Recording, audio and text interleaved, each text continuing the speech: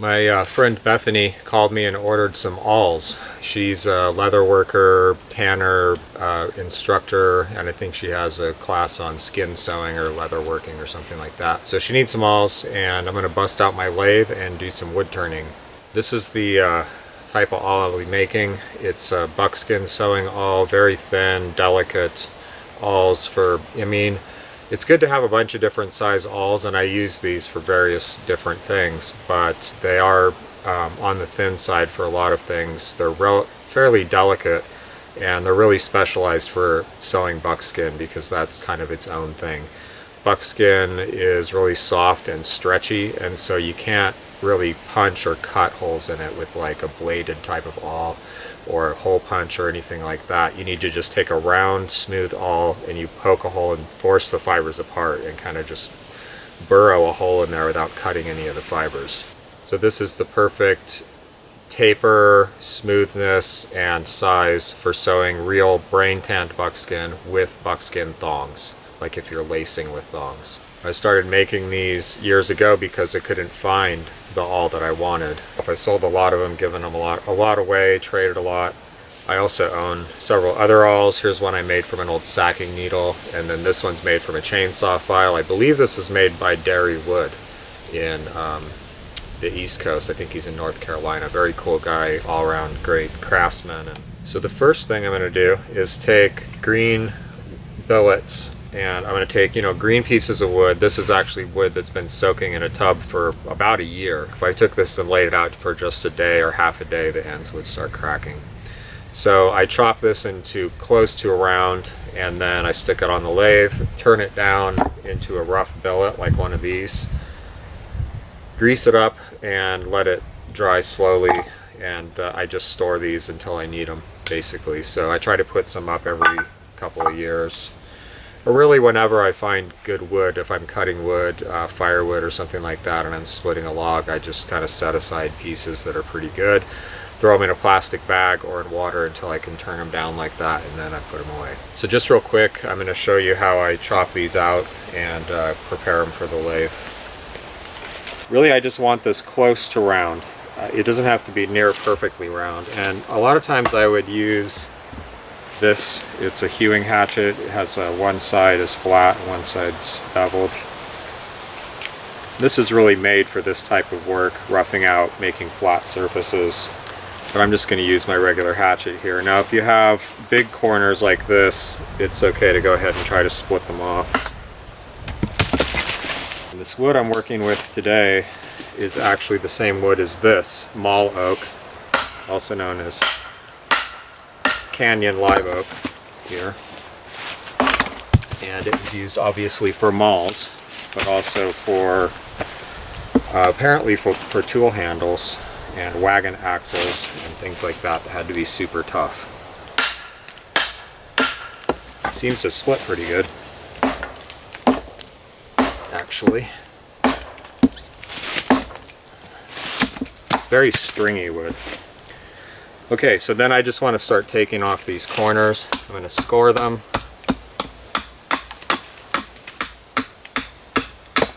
Get in the groove here.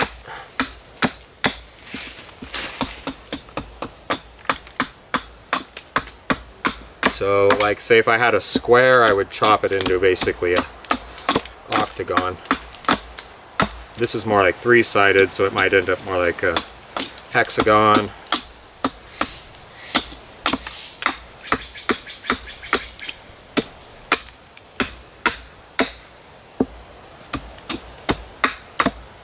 You know, 5, 6, 8 sides, whatever.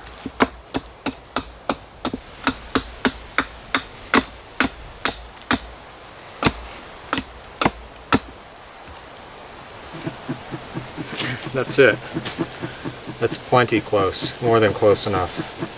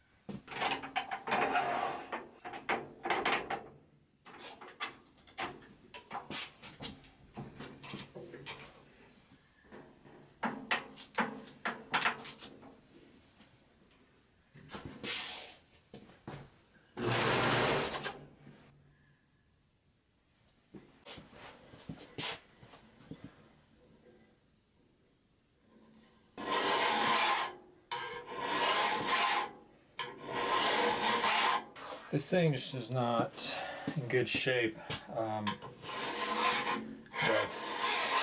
The turning tools actually will damage it and ding it and cut it because a lot of them have real squared off edges. I'll probably take some of those off today too. So I can get it pretty smooth with the right file here. And then I'm going to draw file this, which means I'm going to either, push or pull the file, whichever way, depending on which way I'm holding it. In this case, pushing lightly. Now leave a much smoother surface than cutting this way does.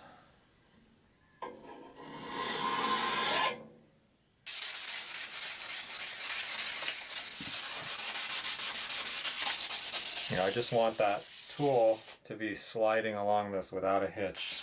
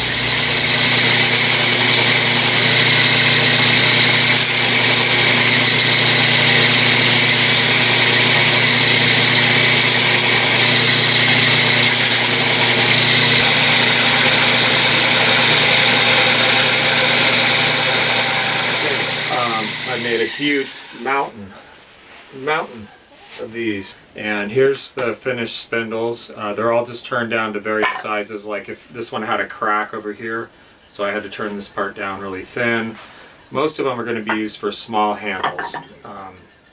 But if they're large, you know, I leave them a little bit larger in case I need to make something bigger.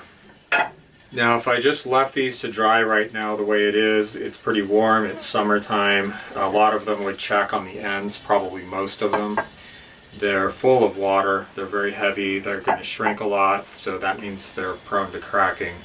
So what I'm going to do is coat them with fat. And I could get away, there's other things I could do. One thing I could do is just coat the ends, because that's the part that is most likely to form cracks. I could also put them in a plastic bag, I could put them in a paper bag, or wrap them in cloth. Anything to slow drying down, because fast drying means uneven drying, which means cracking. That's another story, but what I'm going to do is actually coat the whole thing, because fat's cheap. I have plenty of it. In fact, I have huge piles of it.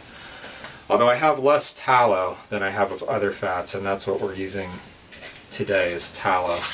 I had to put this in the solar oven because this fat has such a low,